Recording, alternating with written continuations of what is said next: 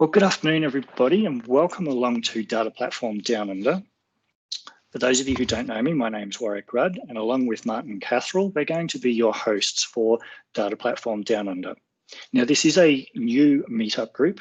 Okay, so some of you may or may not be aware, but with the recent issues and demise of Pass, a lot of virtual chapters and sessions have been scrambling to continue being able to provide these types of sessions for everybody. So we've now got Data Platform Downunder. I have got 9 sessions scheduled already and another 7 in the pipeline that we'll look at getting scheduled over the next month or so. So we've got 17 sessions lined up between now and the end of June. So there's lots of sessions for everybody to learn and continue your learning in 2021 on all things data platform. As I have mentioned, this session is being recorded and will be made available on the YouTube channel. I have placed the current link for the new YouTube channel in the chat window. Feel free to sign up and become a follower of that YouTube channel. Therefore, you're able to come back and rewatch any of these sessions at any point in time. If you can all stay on mute during the session, if you do have a question, like we mentioned, just raise your hand. We'll then look at getting that question asked, and you'll be able to ask that of Brandon at that point in time. We do have the chat window available, which I will be monitoring, that you can ask questions that way if you don't feel like unmuting and asking your questions. So with that, I won't hold you up any further, and I'll hand over to Brandon to take us through our first session of the year. All right, thank you very much. It looks like Greg still has his hand up. Greg, did you have a question? Sorry, I'm just learning how to use this. I'll put my hand back down. No worries. All right, so I'm just waiting for the prompt to share my screen here, or to tell me I can. There we go. All right, so let me share that for you. And screen 1. All right, you all can see my little PowerShell script here. So before we really begin, this is going to take a little bit to run. So I'm going to kick it off now, and we'll discuss what's in it a little later. Now, this is a very slimmed down version. Literally an hour before this meeting, my NAS unit that powers my home lab had a failure, shall we say. So my NAS will spend the next 72 hours rebuilding its data. So I apologize if this runs into an error. We will fix it fairly easily. But I did want to make sure you were able to see SQL Server being installed in an automated fashion. So that's kicked off. I will now go over to, oh, it did run into an error. Oh, that's because, let's see. Did it try to run start? Yeah.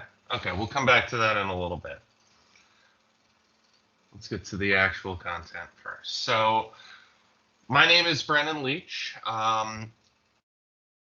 Previously, I worked for a large hedge fund as a vice president in database operations. Now, vice president at a hedge fund does not mean the same thing that it means at other companies. Vice president typically means you are overseeing some people, but the levels are a little different. So in the financial world, it goes vice president. You've got your vice president, which is first level manager. Then you've got your directors, your managing directors, and then your principals, which might be like a C-level exec. So what I did for my company, who I am not allowed by contract to name, same is true of the current company that I just switched to, is they've got 6 petabytes of data, over 1,800 instances of SQL Server, and 24,000 databases. Well, we managed that with a team of 5 DBAs, right? So how do you do that? Well, that's why we're going to talk a little bit about infrastructure as code, because when I first started this journey of mine in automating large scale up, scale out environments, or even before that, really when I first became a DBA, I came from a developer background. I had to learn the infrastructure side of things, and it wasn't easy. I didn't like having to do the same thing over and over and over again. I wanted to automate it to make my life easier, and that was kind of a theme with me throughout the years. When I first started automating systems, I was writing .NET apps in C# to do common DBA tasks. Running queries against the database, pull out enough data, figure out what the restore chain should be for a backup, and apply that on another server. Eventually, things started to catch up, and we started getting tooling like PowerShell, right? So I switched over to that. And then we started, in PowerShell, I was writing these scripts to, go and spin up 10 servers, because the environment I was in at the time had 300 servers, and 50 of those were dedicated to projects, and they would get torn down and rebuilt for a new project later on. So I was constantly looking for ways to reduce the pain of rebuilding servers. I was the only DBA in that organization, and it was pretty rough. So eventually, we kind of got to this whole concept of DevOps, and specifically infrastructure as code. So when we talk about a culture of DevOps, the idea behind DevOps is to automate all the things that can be automated and should be automated, right? We don't want to spend the same amount of time doing the same thing over and over. And with infrastructure as code, it may not seem like the greatest part of DevOps. When most people hear DevOps, they hear things like, databases and source control, and that's true. But infrastructure as code is actually just as important. So why is that? Well, when we do our builds manually, we're going to make mistakes. How many times have you missed the step in a build creation and had it come back to bite you? I'm best guessing more than once, probably many times for anyone who's been working as a DBA for a while. The other thing is, nobody keeps their documentation up to date. Nobody. Unless you have someone dedicated in your office who that's all they do is keep your database documentation up to date, I guarantee you every time you're pulling it up, you're finding something is missing. It's not to spec. Right? And even when we do keep that documentation up to date, there's that human error factor I mentioned earlier, right? We miss a step. Maybe we pick the wrong value. one thing I've learned is people look at automation in two ways. There are people who look at it and say, well, what happens if the robot messes up? And they're fearful of this. They avoid automating. Then there are the other people that realize that the real answer to that is you fix the robot. The robot only does exactly what you tell it to do. It does no more, no less. When you sit down to automate something, you are looking at it and saying, what are the possible ways this could go wrong, right? And you're actually taking those into account. So you're thinking about it at a deeper level. Another issue that infrastructure as code helps solve is what's called configuration drift. How many of you, and I'm going to cheat here and ask you to do a quick show of hands, and maybe Warwick can let me know how many people raise their hands. How many of you have gone in and found a setting that wasn't what it was supposed to be, but you know that it was set right at one point? So just raise your hand if you found a configuration was changed. Maybe it could be because somebody just came in and they had access they shouldn't have, and they just decided to change something. Nearly everybody. Yeah. It's a huge problem, and it generates pages to DBAs. You know, I started my first day at the current company, and there were settings that were misconfigured, right? Came up in email. Not fun.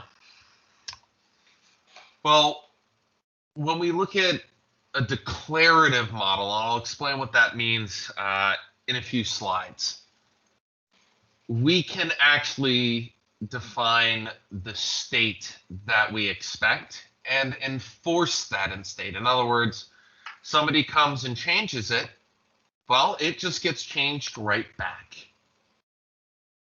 We can prevent drift, and we can track drift. Maybe we don't enforce our configurations, right? And as a result, we're just monitoring. We can actually see that drift happening. And if we're auditing regularly, then we're able to know exactly when a problem was introduced, which helps track down the cause, right? Now, configuration drift really gets us in trouble when it causes a production outage, right? And it may go unnoticed for a while, and then all of a sudden something happens, and you're like, well, why was that set that way, right? It can prevent changes being made without proper tracking through your change control. But the other thing is, you know, unless you are creating configurations or definitions, as is the more industry standard term. And by the way, configurations and definitions are interchangeable. Configurations is what PowerShell calls them. Definitions is what every other tool in the DevOps world calls them. So I would actually encourage you to use definitions over the term definitions over configurations. But when that server goes down, how many of you, do another raise of hands, how many of you are 100% certain that you could rebuild your highest priority system to the exact spec? All the same OS level settings, all the same settings at the instance level of SQL Server, the database level, in the BIOS, all of that.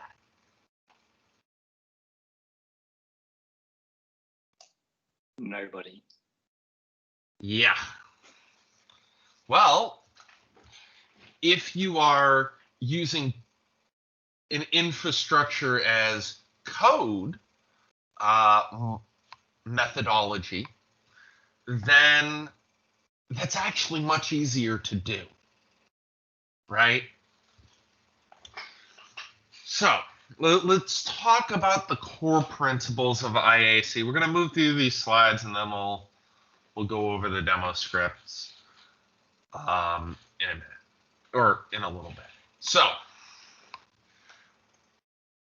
there are four main principles when we talk about infrastructure as code. Specifically, the first one is that deployment and management of infrastructure should be automated wherever possible. What does this mean? This means remove the human element. Remove yourself from that process, right? We don't want to have to do the same thing over and over. And in fact, we don't want to have to deal with the same tickets over and over. This could be,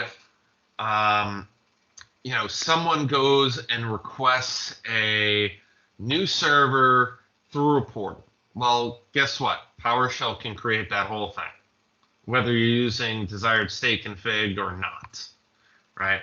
With desired state config, it's a lot easier. You literally just run the PowerShell commandlet to create a VM, and then you run one PowerShell command against that system, and it configures itself, installs SQL Server, and all of that, right? So, but it can also mean other things. For example, I've been in environments where, DBAs they don't really manage permissions, right? There's a whole self-service model that allows the business owners of the database to actually handle permissions, a whole workflow where the DBA only has to touch something when the whole system breaks, which is rare. So, you can do a lot of stuff with a DevOps mindset that really saves you and the company a lot of time. I mean, if you have to build a new database in my environment, DBA doesn't have to do a thing, right? You pick a database, or you give a database a name, you pick an SLA, and based on that SLA, it goes to one of a few systems. And by systems, I mean availability groups. So essentially, when you pick the SLA, you're picking the location, right? And it just happens, and a CNAME is created for that server that matches that database name, and that way, we can just move things around under the hood if we need to as DBAs, and the users are more or less none the wiser. Another core principle, speaking of all this, is that we should break down infrastructure into small, independent, modular services. So what exactly does that mean? Well, a lot of people, when they go to install SQL Server, they install everything. SSIS, SSRS, SSAS, even if that stuff's not being used. Well, following true IAC principles, well, you would just install the database engine, right? If you need an SSIS instance, for the SSIS database, that's its own separate instance on its own server, right?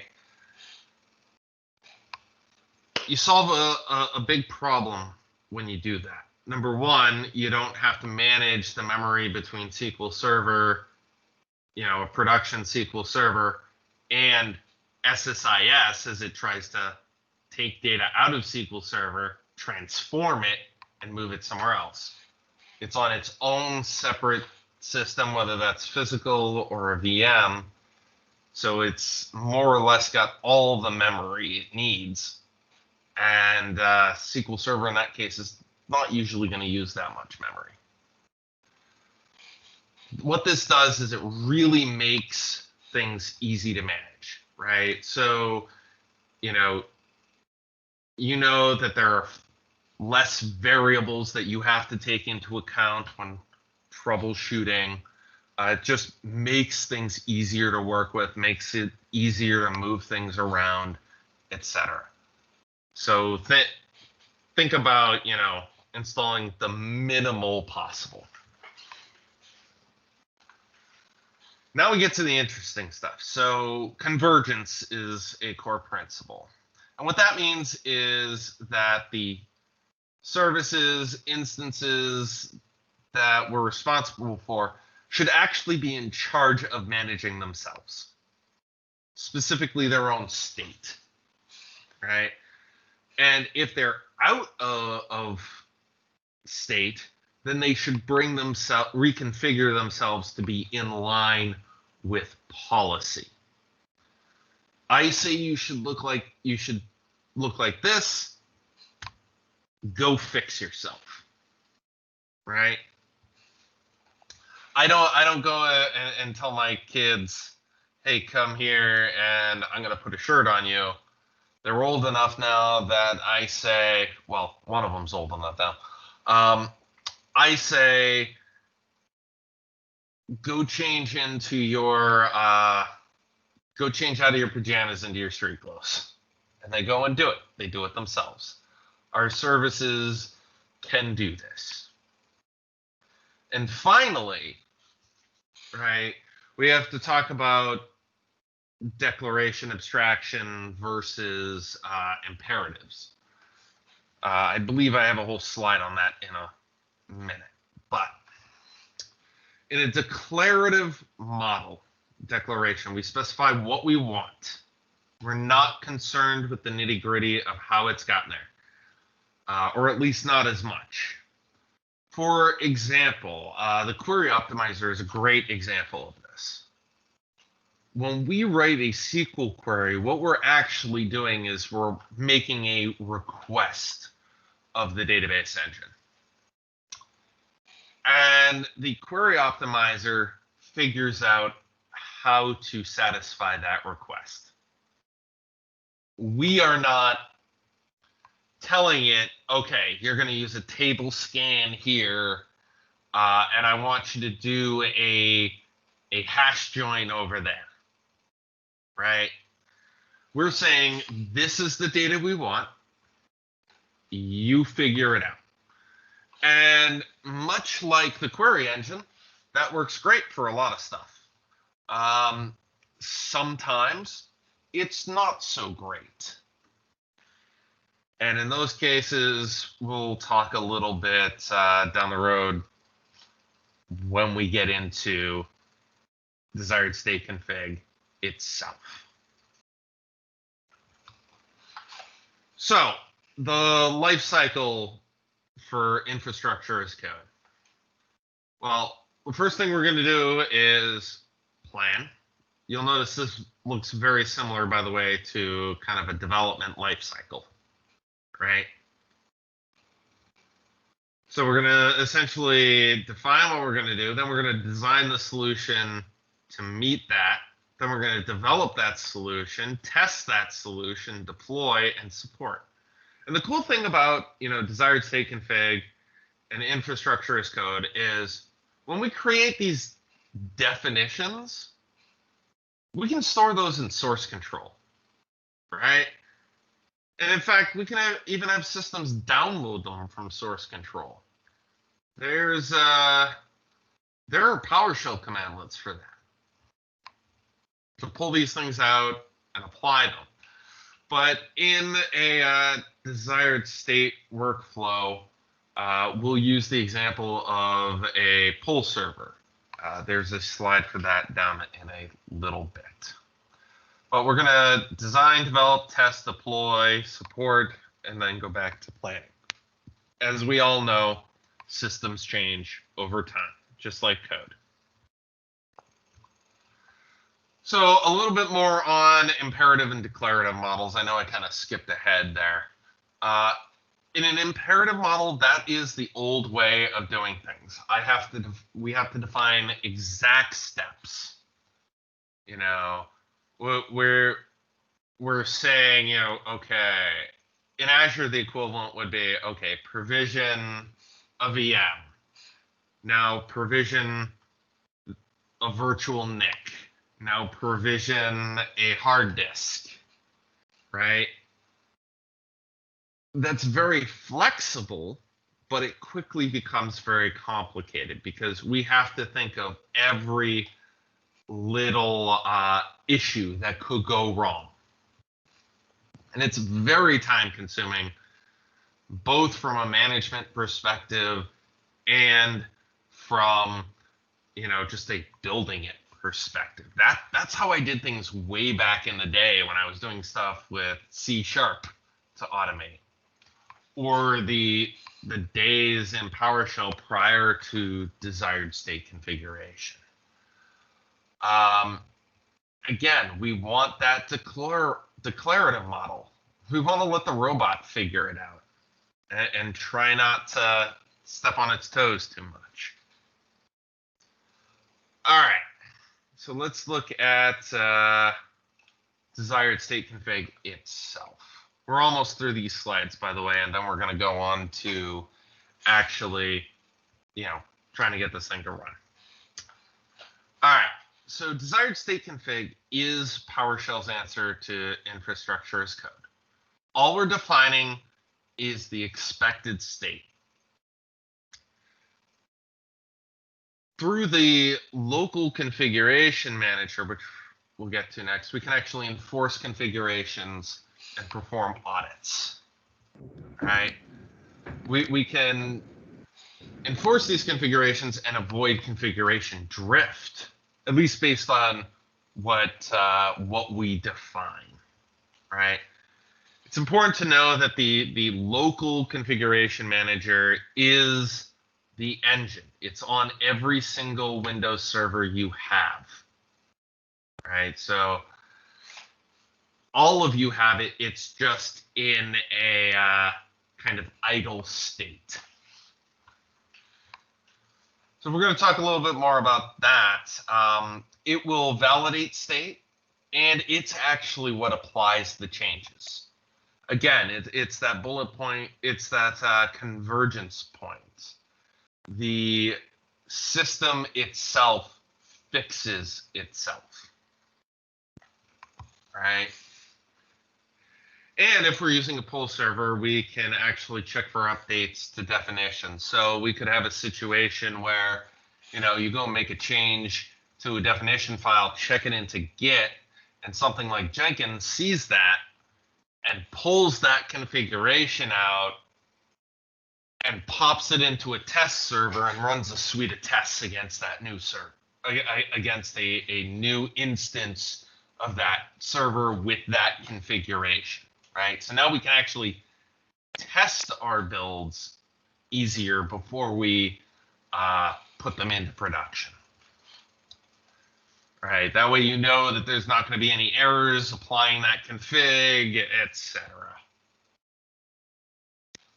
The real meat and potatoes of DSC, though, are the resources. These are the little Lego bricks where we define what should be.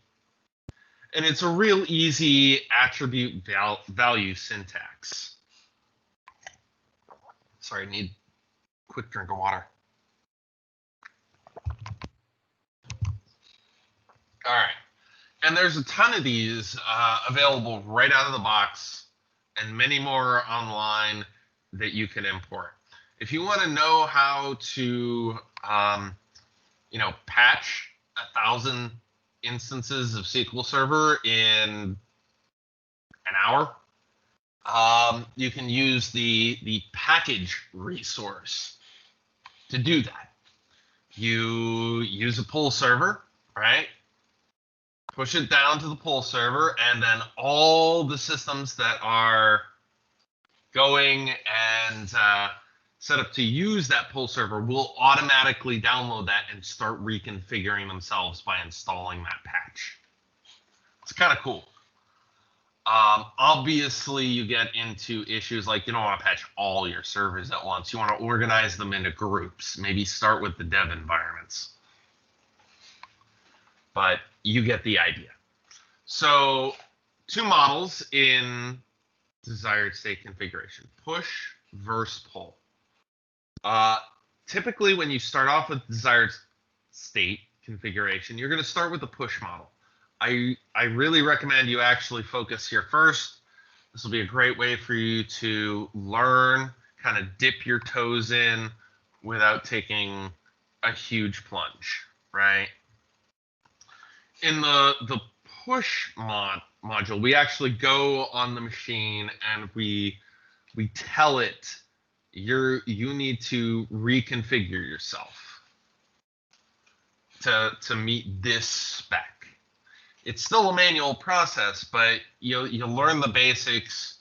Gives you a chance to learn how to write a DSC config / definition without having to, deal with the complexity that does come with a pull server. That being said, when you start to roll this out to more than a few systems, it's going to get a little heavy, right?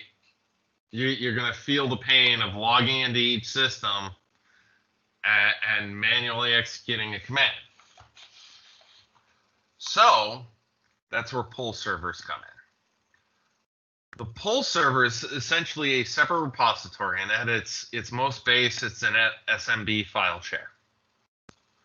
But it's also a service you can install. So maybe you have a dedicated server that's a pull server, right? You load up your definitions there, give them each unique identifiers for names, and then you tell your target systems, hey, you can go here and you can pull this configuration, right? And from then on, they'll pull it periodically and they'll audit themselves against it, and they'll pull down new versions as you push them there automatically, right?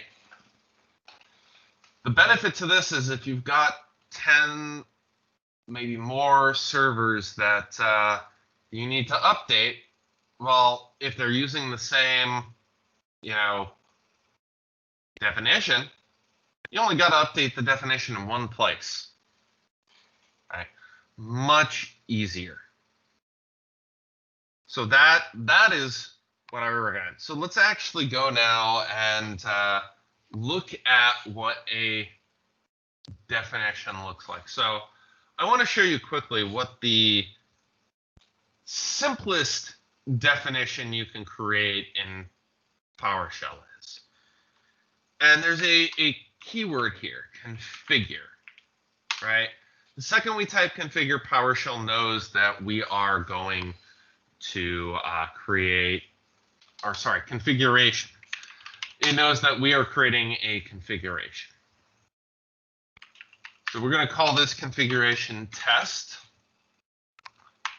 and we're going to end it. That's literally all we had to do. That is this. It does nothing, but it is an actual configuration that will work.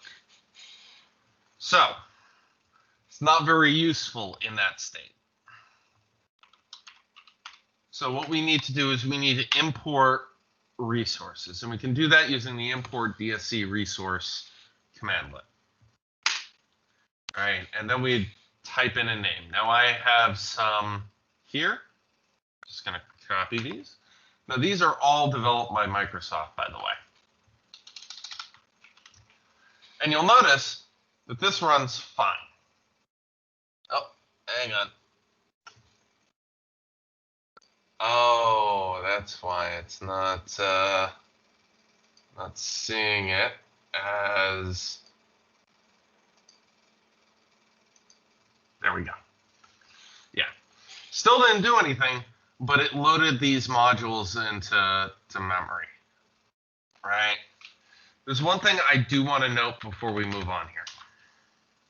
So the import DSC resource commandlet only works inside a configuration block. If I try to put it up here, we're going to get an error. See, the term import-DSC resource is not recognized as the name of a commandlet. It does not understand this command unless it's inside of a configuration block. And this will trip you up. It will frustrate you. It is something I want you to be aware of. So what does this actually look like? Now, because this is a brand new system, I have not actually set my font size to 14 yet. So there we go. So this is a very simple commandlet, or sorry, a very simple configuration. I've already pre-installed the PS desired state configuration module, which will give you both the PS desired state configuration and the XPS desired state configuration resources, right? I know some of the terminology is confusing because a resource, when you load something like this, you're actually loading a module, right? So things do get a little confusing there. And then I'm also installing the actual SQL Server DSC module. So we're going to comment those back out. And we can get rid of the, well, I'll save that. That line is there to tell me to undo that after this presentation. So this is what an actual definition looks like. We're importing these three modules, right? And we're doing a few things. For each, we're defining a node. In this case, the node is going to be my local desktop. And for that node, we are installing certain features. Now, it's possible to dynamically generate, for a whole bunch of nodes. We could pass parameters to this configuration and say, create definitions for all of these guys. But we're keeping it real simple today. So the first thing we need to do before we can actually install SQL Server 2019 is we need to make sure that the Windows feature .NET Framework 4.5 is available. And so this is our first resource, the Windows feature resource. We could use this to install failover clustering and ensure that it was present. This has two properties, name, and name is kind of special. It needs to match, it needs to be the appropriate value. In this case, net-framework-45-core is the .NET Framework 4.5 core. So that's the one we need to install. Ensure could be present or absent. If it was absent, it would check the system, see if that feature was installed, and then uninstall it. So if you want to make sure somebody doesn't put a certain Windows feature on, you can absolutely do that. You can also do that with certain applications, like you got someone that likes to put this piece of software on your database servers that really shouldn't be there. You can create a definition to just silently get rid of it on them. What I mean by that is it's like group policy. 15 minutes later, it just uninstalls it. They can install it all they want. They're just going to get frustrated. But then once we've got that, we can actually move on to installing SQL itself. Now, before we go into kind of these options here, I want to talk about depends on. So depends on allows us to set up dependencies between our resources, right? So we know we can't install SQL Server until the .NET Framework 4.5 is there. So we've got a depends on attribute here, and we are saying this depends on this. Now you notice when we did Windows feature and then this name here, we actually gave this a name, right? So we could have called this up here anything, but we need to use the same value in here that we used up there. And we can also set multiple dependencies. We can put commas in there and just stretch this out a whole laundry list. If you try to create an availability group with desired state config, something that I would actually suggest should be its own definition file and not mixed in with your installs and general builds, you're likely going to have a lot more dependencies because you need to make sure certain permissions are there, endpoints are created, and etc. So the SQL setup resource, which comes from this module right here, SQL Server DSC, allows us to say that SQL Server needs to be installed. Now, don't follow my bad example here and just grant the local administrators group SA access. Again, lab crashed, had to kind of rebuild this a little bit. So in this case, we're going to install SQL Server, and we're going to install a default instance, and we're just going to do the SQL engine. And we're going to use 512 megabytes for our tempdb file sizes. And we're going to make sure that TCP IP is enabled. Now, if you go to Google and you type in SQL Server DSC, you will find the GitHub page, and in the wiki of that repository, you will find all the options and a list of all the resources that you can actually use. So the next thing that this does after that is everyone's got a DBA database, right? So it just creates a DBA database on there. And additionally, it sets the recovery model to simple and sets the database owner to SA. This is important, right? Because we want to make sure that we keep our stuff clean, simple, etc. Now, when it comes to SQL configuration options, to be honest, I'm not happy about the current way they've implemented a lot of these. So there is a SQL configuration resource, right? The thing is, I really feel like a server level setting belongs in with the rest of these settings, right?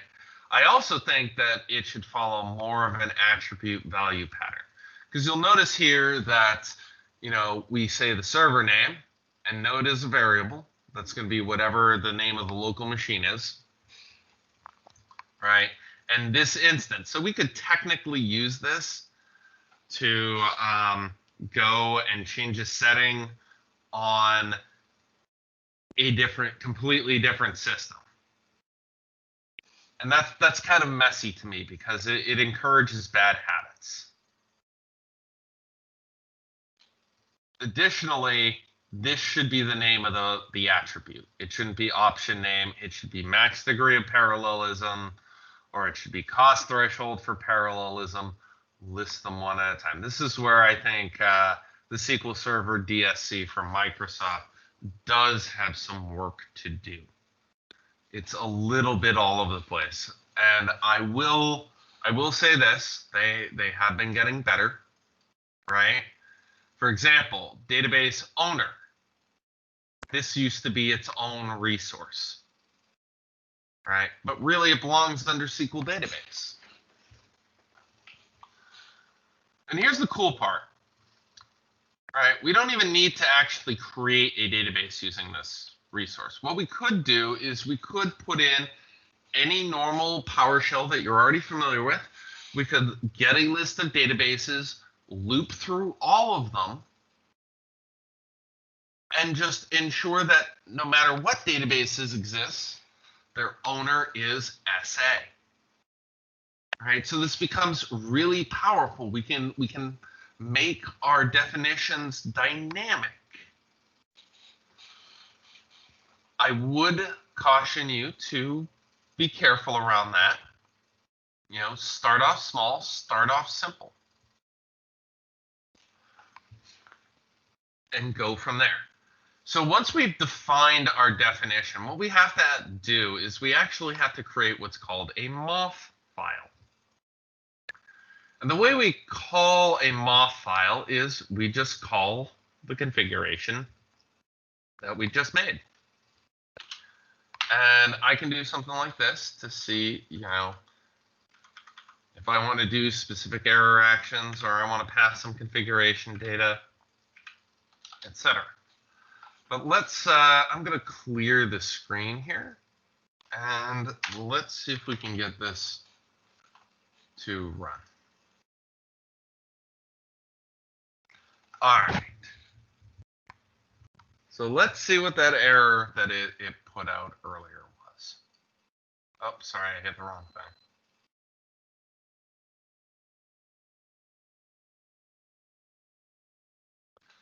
All right, get-DSC configuration.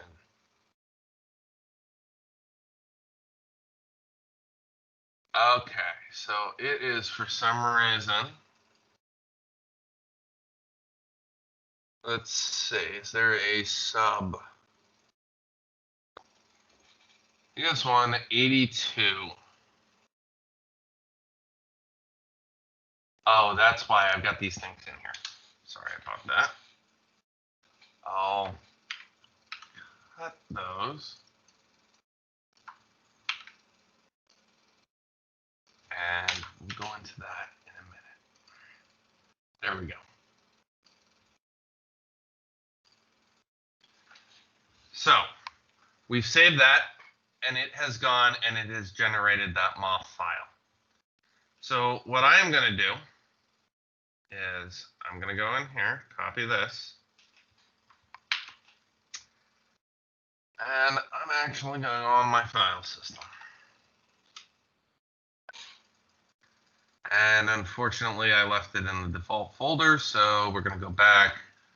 We're going to do cd/, and we're just going to go, well, actually, we'll go to SQL/temp. We'll go there. All right, and then we'll run this again. All right, that should make it easier for us to find this MOF file so you can see what it actually looks like.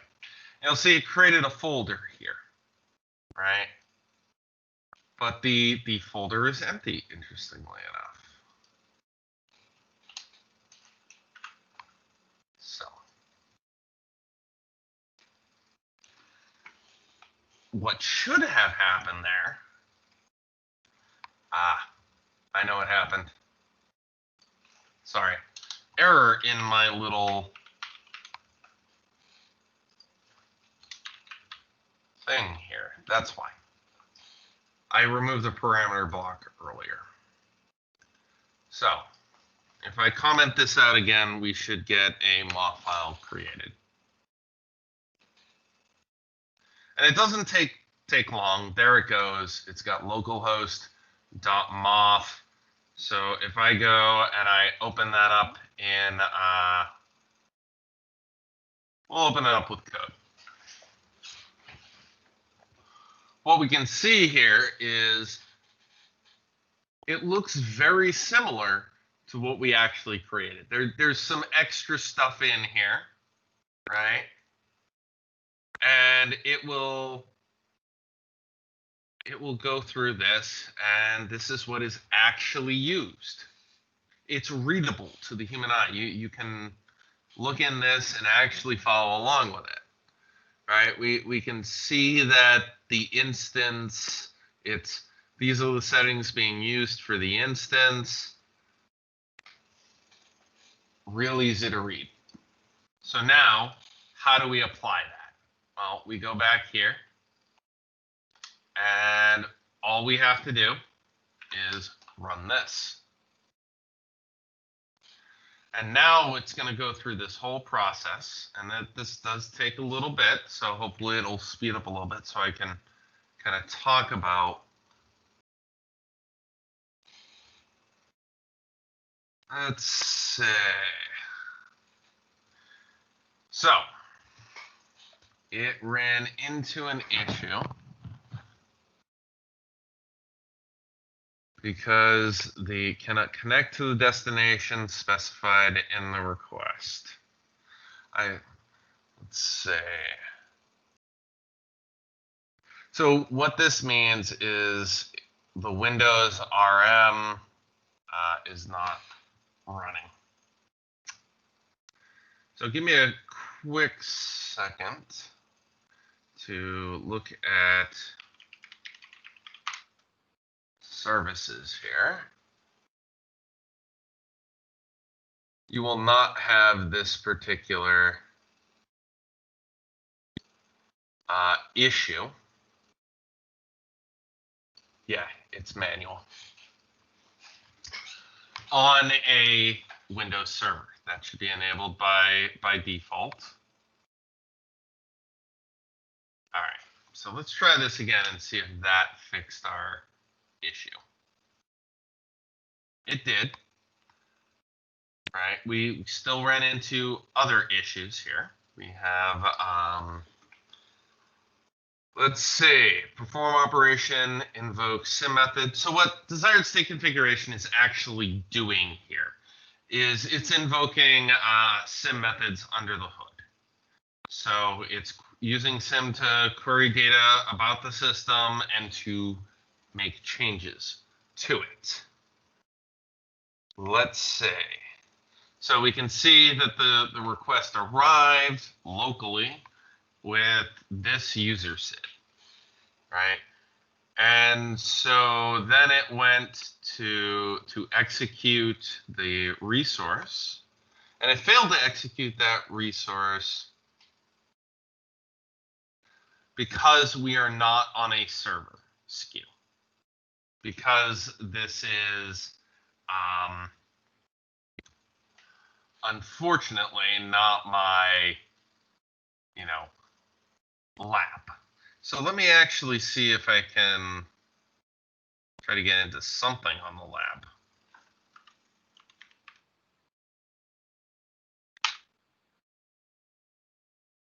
And this will, which I may not even be able to get into, unfortunately. Oh, I forgot the V. Yeah, I had a lot of problems when this went down an hour before you guys joined. To think, I didn't even make any changes.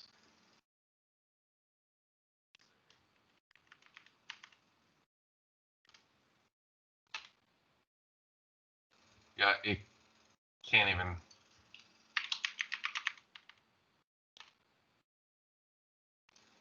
There we go. So I can at least get into this box. So this is my home lab, right?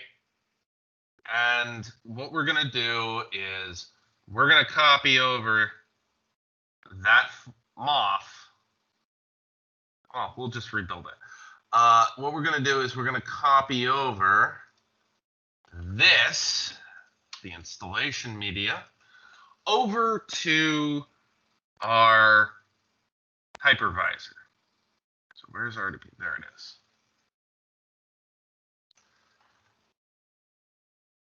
So where is this PC? There we go. All right. So we are going to look for something with plenty of space. And it's looking like this C drive is what it's going to be. So we'll call that SQL. Paste that there. While that pastes over, we will go and shouldn't take too long. So while that's going, we're going to go up here. We're going to modify this to C:/SQL/ and we should be able to copy and paste this. So I'm going to go back here, and we are going to go here, and then back here. All right, so we got about 2 minutes. So we're going to open another File Explorer session. Drop this off here and create a temp folder here.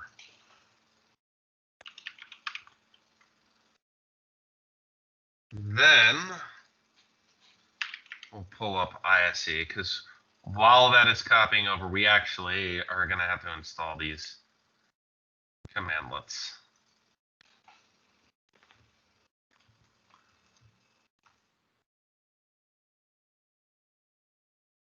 So I'm going to temporarily do this. On the selection on that, it is going to prompt me in a moment. Once it does, I'll click yes, and then we'll be able to go and, oh, it didn't prompt me. All right, so now we can install the 2 modules that we need, and it will go and download them, and then we will be hopefully ready to go and kick this off. So it looks like it is done. So we will once again set all this stuff. I will change our directory.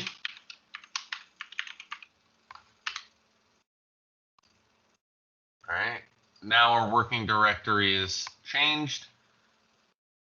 I will come down here and I will pause this, and we will check on that file copy. Okay, so most of the way done. It's about 2/3, if not a little more. So we're going to execute this, and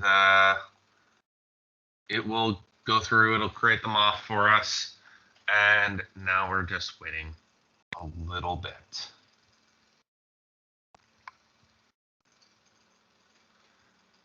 So for our next trick, we'll copy this over to here, and it hit an error.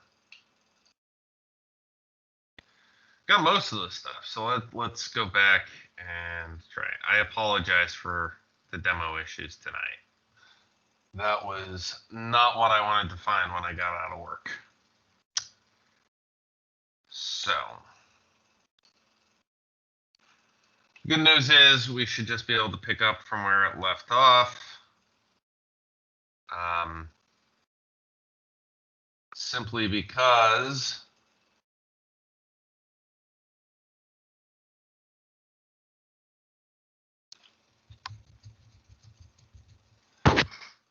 so that stuff's already been copied, so we're gonna have it just do the remaining stuff. Perfect. So while that's going, let's talk about the local configuration manager.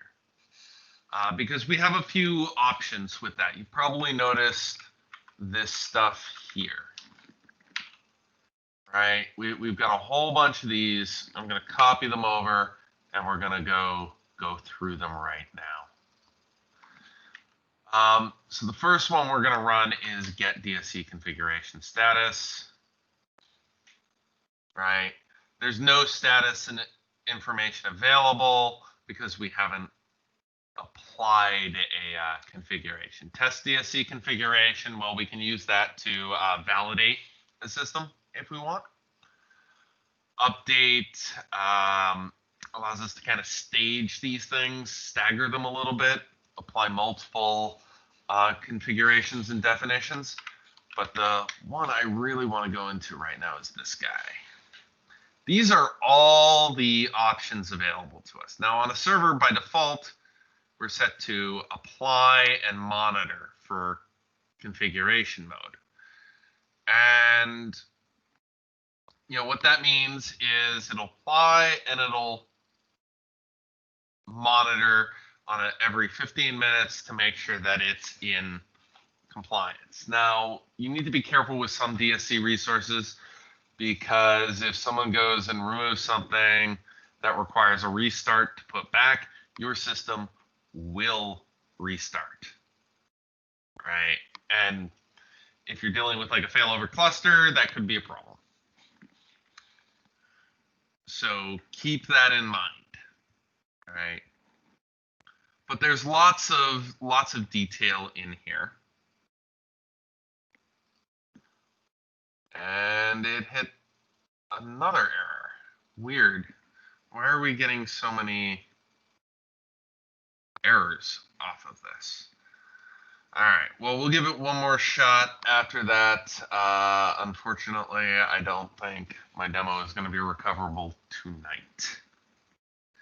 So what I am going to do is copy that and then go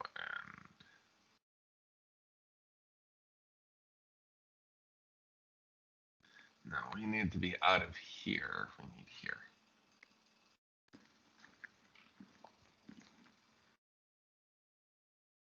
And then we copy into here.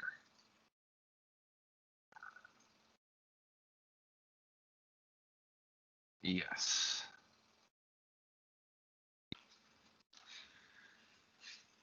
Okay. All right. So how might we change these options, you might ask? Well, you can actually use what's called a meta configuration to change it. You can configure PowerShell or the LCM for desired state configuration with a configuration. And you can actually build a pull server out of that as well. Do I have a script for that? Let's see. No, but I have this that we can review. So if you wanted to build an availability group with desired state config, this gives you an idea of how you might go about it. You need to ensure that the failover clustering feature is present. You need to ensure that a login, this is actually a demo I did for Pass. You need to ensure that you have a SQL login to add the cluster service account, that it's assigned appropriate permissions so that the cluster can manage the availability group. You need to create an endpoint, right? And you need to ensure that the always on feature is actually enabled. This will initiate a restart of SQL services right there. You're also going to need a placeholder database, and then you can actually create your availability group. And if you remember earlier, I talked about, multiple dependencies. Well, this depends on these four things already being done. So, it's just comma separated. And literally, we just say, here's a name for an AG. It should exist. Here's the server that should be primary. And it will go out and create that AG, making that instance primary, in this case in synchronous commit. Let's go back. Oh, we're getting much further. All right. I know at this point we are 5 minutes over time, but if this ends in the next 2 minutes, I'd like to just kick this off. And if anyone feels like sticking around, I'll keep it going and explain what it's doing as it's doing it. Is that okay with you, Warwick? Yeah, that's fine, Brandon. All right, I appreciate it. I apologize for the demo.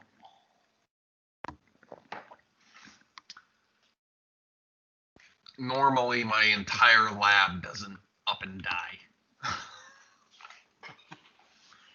To give you an example of just how bad that was, normally we would be doing this demo specifically on this VM.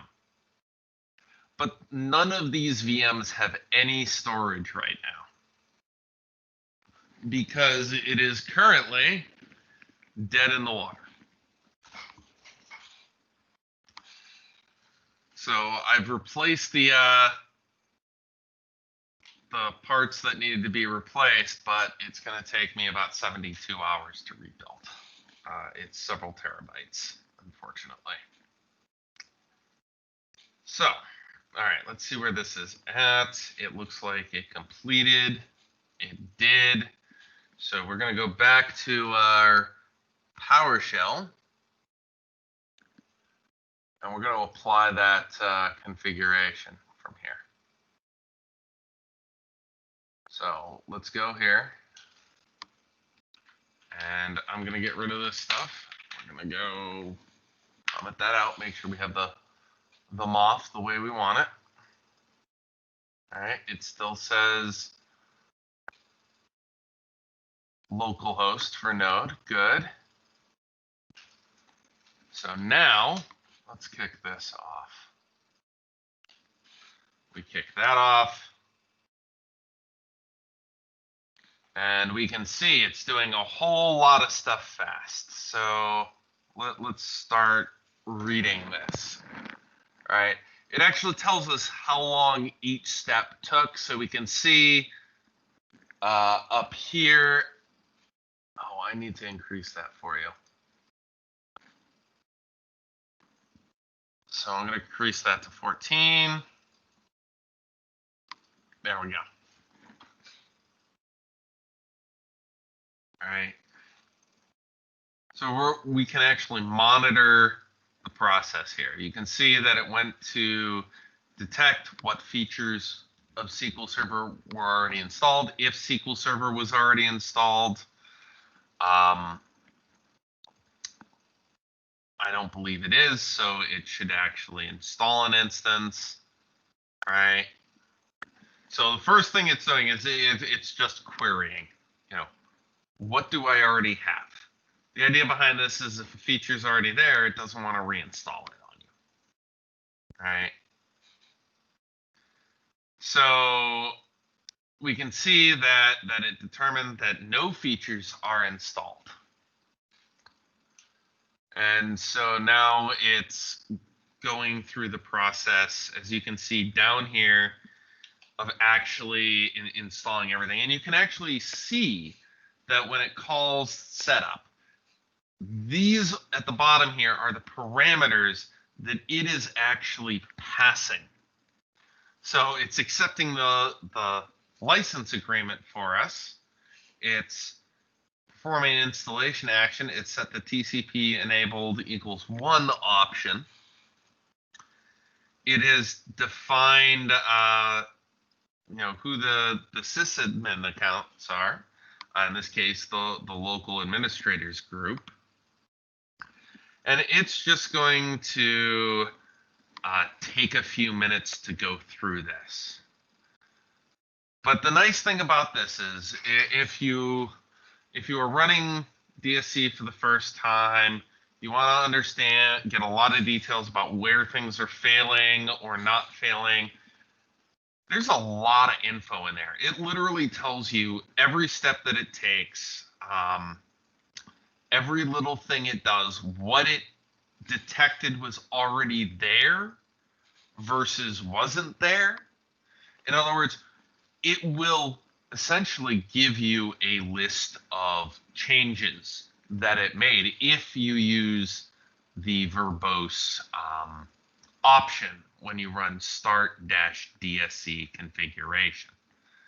The other thing is, once this is done, we'll be able to run get DSC configuration status and see what that does for us.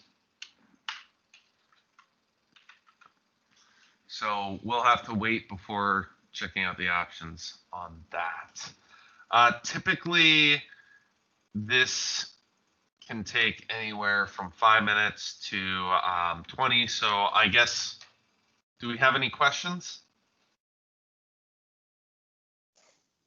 Not at this stage, but people, as we are coming towards the end of the session, and while we are just waiting for this to finalize, have a think about if you do have any questions, and feel free, wave your hand, and we'll be able to get those questions asked. Yeah, I'm happy to answer questions about this or anything really. I can't talk too much about, life at a hedge fund, but at least I can't get into the nitty gritty. But if you've got any SQL questions, any infrastructure as code questions, let me know. In the meantime, some best practices I would give you are start slow. Right? Keep things very simple, slowly expand from there. Because you don't want to blow out an environment, break 20 machines. Start with one machine, right? Learn how to build these things. Learn how to get them working. As you noticed, the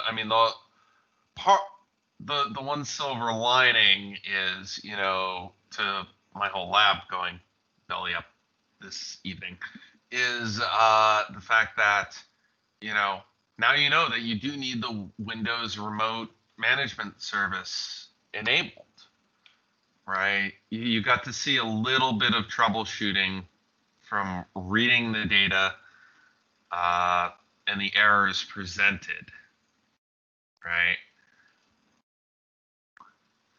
There will be some trial and error.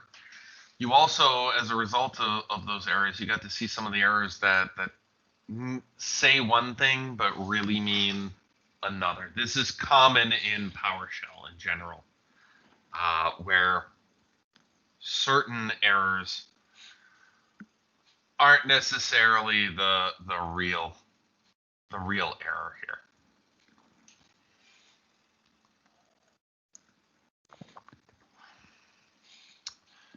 So hopefully, should take a look at how long this is running. Other best practices, would be to do things like think about what you actually are comfortable with doing with desired state configuration. For example, before we officially started the recording, I mentioned that I've used PowerShell to go through and pull out information from the BIOS.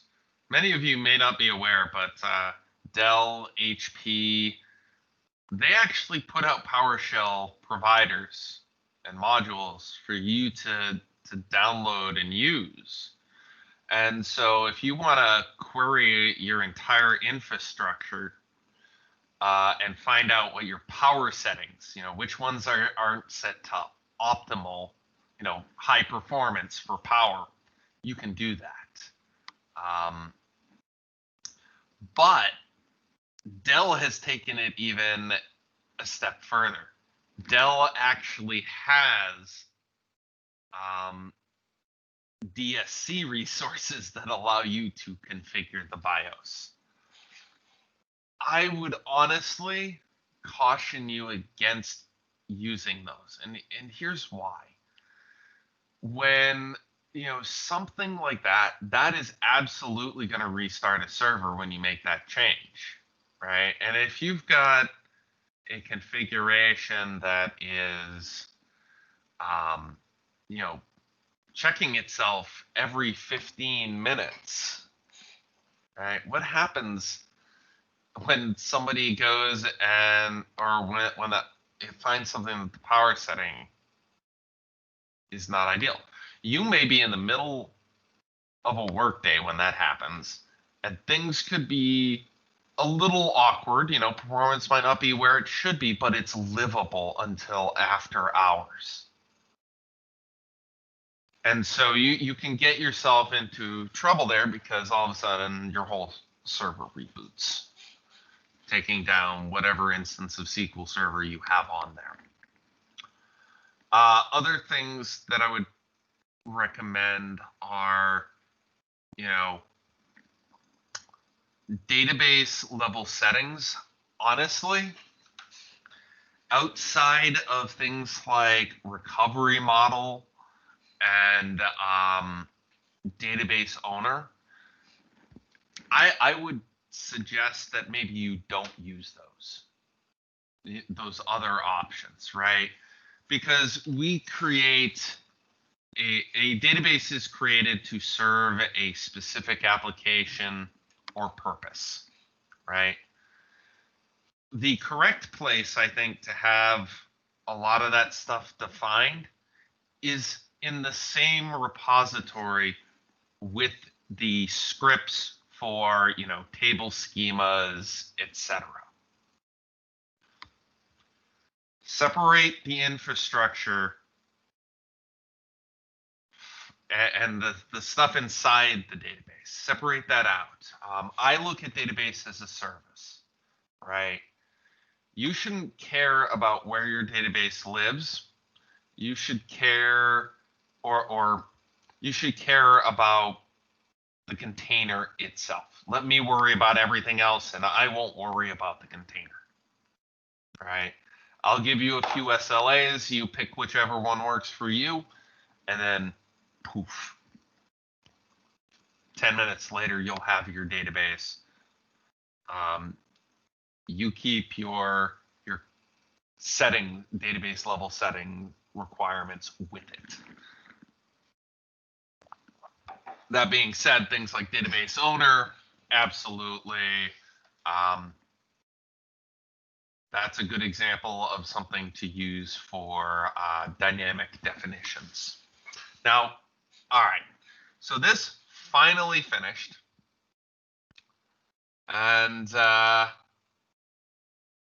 so let's go back up to where it ran that, and we can see all the stuff it did, right?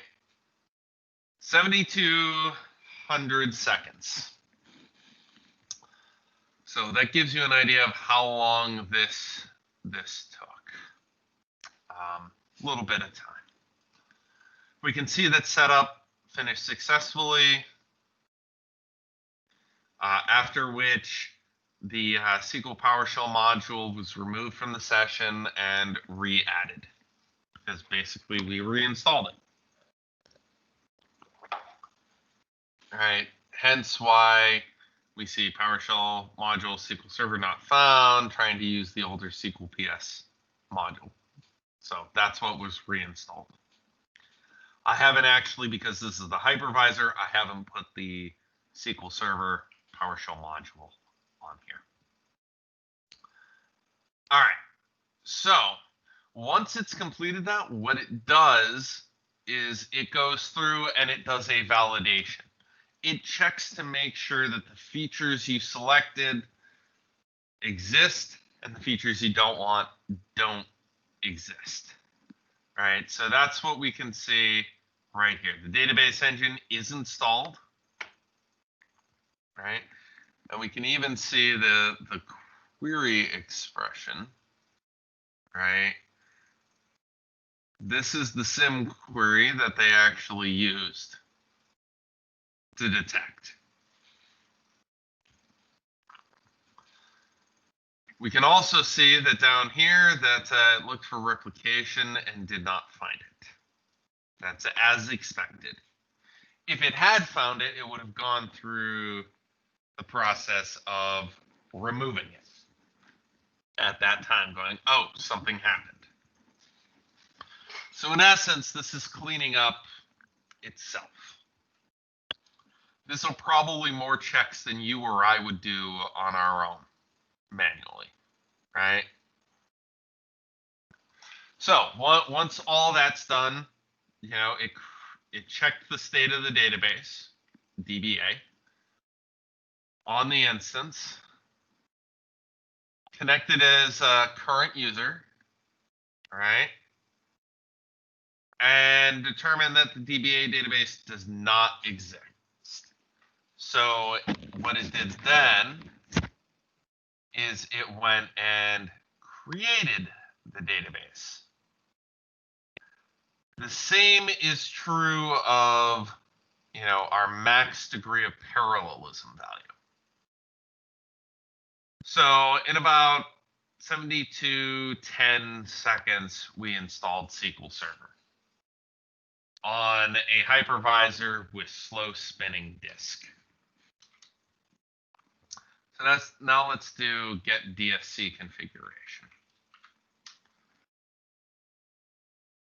Right. So it realized that this was the initial push of this.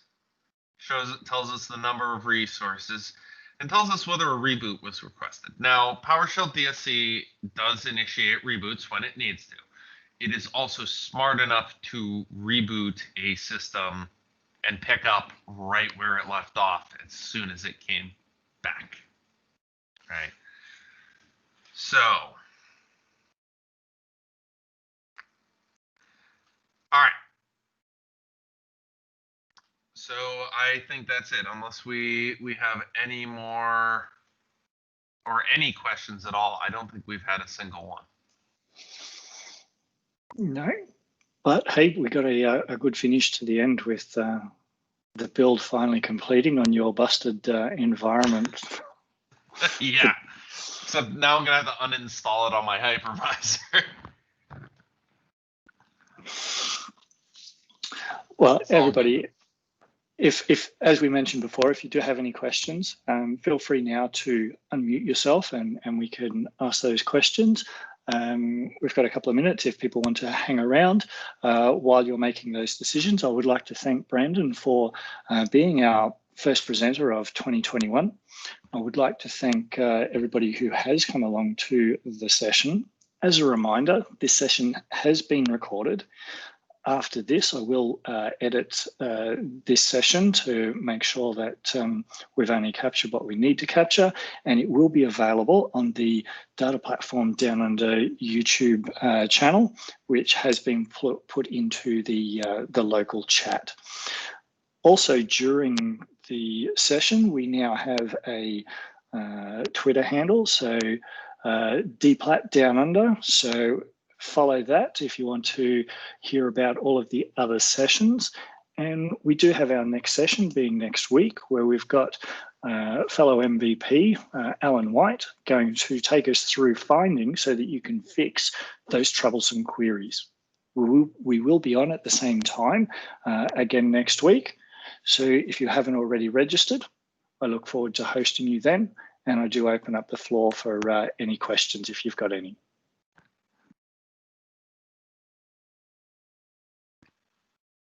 Laurie. Yeah, hi, Brandon. I'm just curious, like, I did do a quick Google search on the SQL Server DSC, but can you recommend a resource for a beginner on this? So, there's obviously the Microsoft documentation official. It can be a little overwhelming. Yeah. DSC in general can be a little overwhelming at first, and then once you actually start to get into it, it's you realize it's actually very simple. Okay. In the case of, if you give me 1 second, I will actually put a link directly to the page that describes the the resources, because there's a lot of valuable information in there in Mhm. how to use these things, including examples of using them. That would be great. Thank you. So I'm going to copy this, post it in chat, and then I'll actually share my screen again and walk you through some of those. So let me get back to the Zoom. Why didn't you open up the actual window? Oh,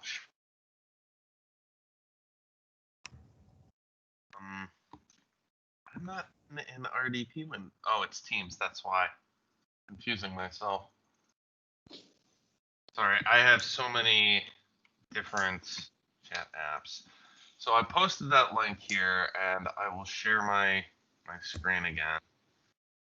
And you should now see the SQL Server DSC. Mm-hmm. Yep. Well, over here on the side, we can actually see a list of resources. So for example, if we wanted to create a resource or define a resource to configure database mail, in here we'll be able to find information about what properties it supports. Unfortunately, it doesn't support everything. There's still work that they need to do. But it gets better and better every time they release something. So here's an example configuration that all it will do is configure database mail. Okay. Right. So the first thing it does is it needs to make sure that the database mail extended stored procedures are enabled. Right. And it's using this property restart service to say don't restart SQL. Just continue on. Mm. So that is something you want to be aware of on some of these, because depending upon what you change, it will restart SQL Server itself. Good to know. Yeah. There, I will warn you, if you start to go into the, like SQL AG, etc., it's going to get a lot complicated on you real fast. So I would avoid the AG ones, at least for the time being. Okay. But start with SQL install, SQL database, SQL configuration, things like agent operators, right? Because those are going to be pretty self-explanatory. Make sure these operators exist on this system, on the specified SQL server. Does that help? Yeah, that's very helpful. Thank you very much. All right. So, Brandon, while you were walking through that, so Peter has asked, maybe it was asked since he was in and out due to work distractions, but how does DSC complement or replace the SQL Server policy objects?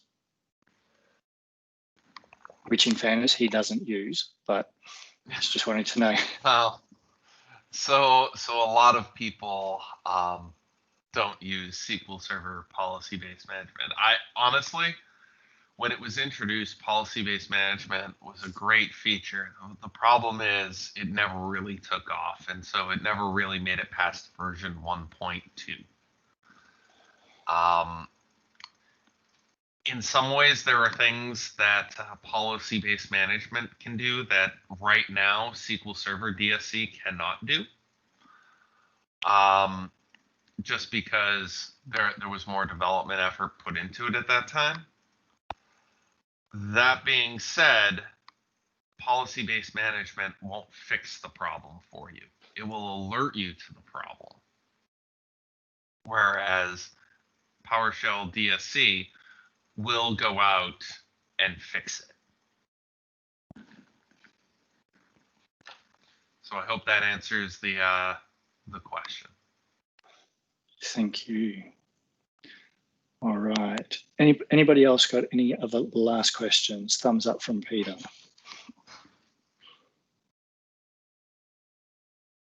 if nobody else has any other questions, once again, I'd like to thank Brandon for being our presenter this afternoon and everybody for being along.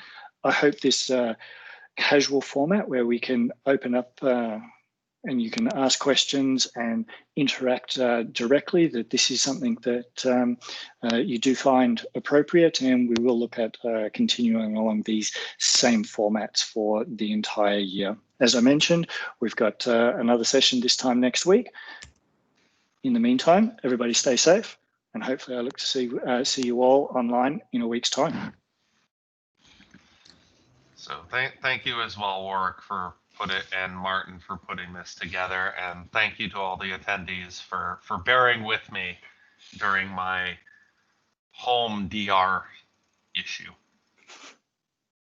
Nice one, Brandon. Thank you very much. Thank you.